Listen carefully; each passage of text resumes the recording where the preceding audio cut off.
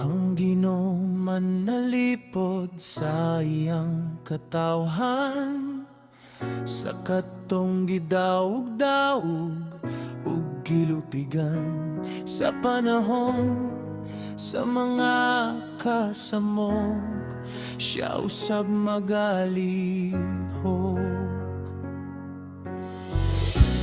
Mokurot ang kalangitan, mga tayog ang mga kabukiran, mogawas ang balod sa kadagatan tungod sa iyang pagkagamhanan.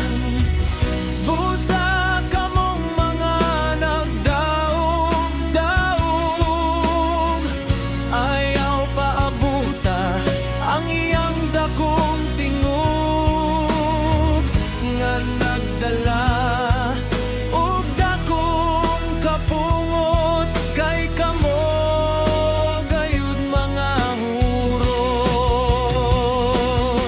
Pag hinursol kamong mga masupilon, aron kamo iyang pasaylon,